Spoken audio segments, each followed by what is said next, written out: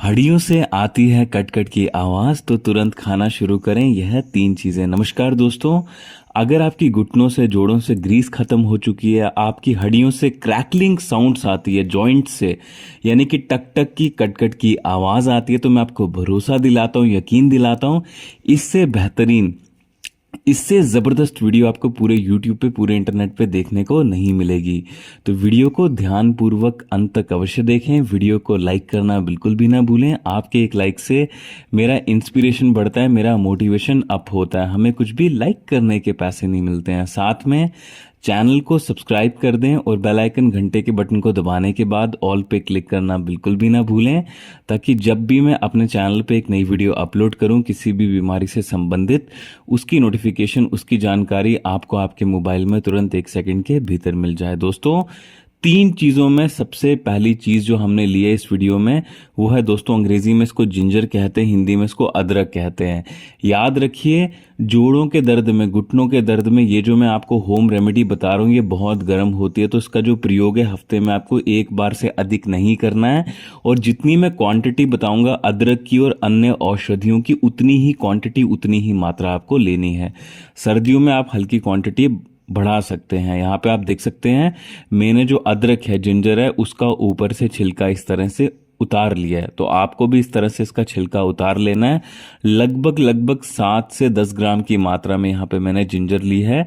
ये 2 व्यक्तियों के लिए मैंने जिंजर ली है, तो आपको ये चीज़ का ध्यान रखना है। या तो आप एक काम कर सकते हैं कि इसको बना करके कांच के डब्बे में स्टोर करके भी रख सकते हैं 7 दिन के लिए, ठंडे कूल ड्राई प्लेस पे, या फिर ताज़ी भी बना सकते हैं। दूसरे नंबर पे यहाँ पे मैंने ब्लैक पेपर लिया है।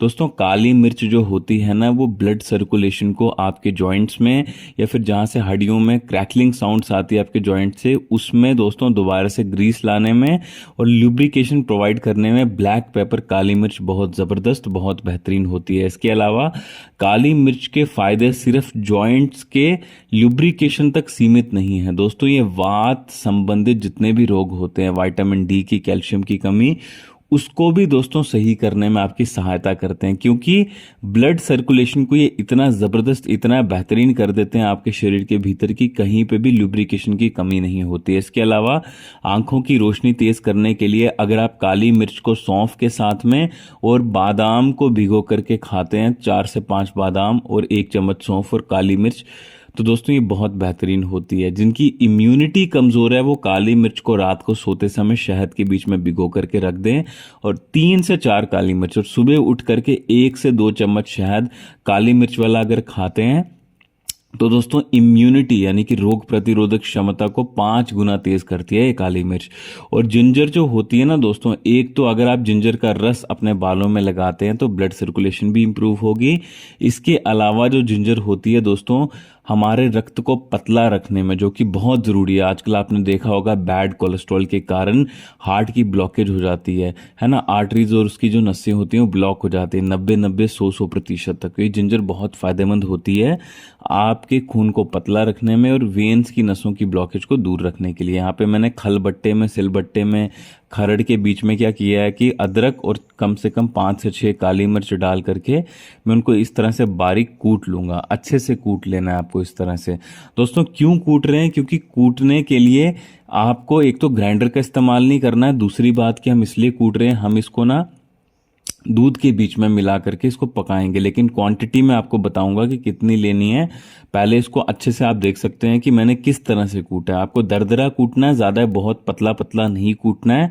अगर आप बहुत पतला पतला कूट लेंगे तो उतना फ़ायदा नहीं करेगा, तो दरदरा कूट दीजिए। यहाँ पे मैंने स्वाद के लिए क्या किया है, जो हम अभी ड्रिंक बनाएंगे उसके लिए मैंने यहाँ पे धागे वाली मिश्री जो होती है ना, देसी मिश्री जिसको कहते हैं, उसका इस्तेमाल किया। चीनी का इस्तेमाल बिल्कुल भी ना करें, क्योंकि दोस्तों जो चीनी होती है ना, उसके अलावा मिठास के अलावा उसके बीच में कोई भी पोषक तत्व नहीं होते हैं। लेकिन ये जो देसी जो धागे वाली मिश्री होती है, इसके बीच में vitamin D, calcium, phosphorus, magnesium और भी अन्य माइक्रो न्यूट्रिएंट्स पाए जाते हैं, जो कि आपके शरीर को स्वास्थ्य प्रदान करने में बहुत ज़बरदस्त, बहुत बेहतरीन तरीके से आपकी सहायता करते हैं। तो दोस्तों, टेस्ट के लिए आपको ये मिश्री ले लेनी है। इसके अलावा जिनको जोड़ों में, घुटनों में दर्द है, उनको मड बाथ यानी कि मिट्टी से स्नान हफ्ते में 2 बार करना चाहिए। या फिर क्रैकलिंग साउंड्स जिनके जॉइंट से आती है, वो जॉइंट में भी मिट्टी का लेप लगा करके ऊपर कपड़ा बांध सकते हैं।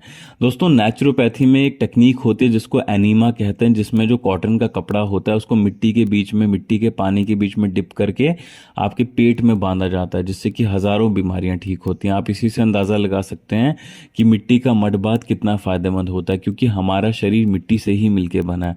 दोस्तों यहाँ पे मैंने 100 मिलीलीटर बिना फैट वाला मिल्क ले लिया है, गाय का, जो देसी गाय होती है उसका दूध ले लिया है, लेकिन मलाई निकाल करके लिया है। इसके बीच में अदरक और साथ में काली मिर्च जो हमने कूटी थी उसका छोटा वाला आधा चम्मच, और गर्मियों में तो और कम 1/3 चम्मच आपको डालना है 100 मिलीलीटर दूध के बीच में। और टेस्ट के लिए मिश्री डाल देनी है अपने स्वाद अनुसार।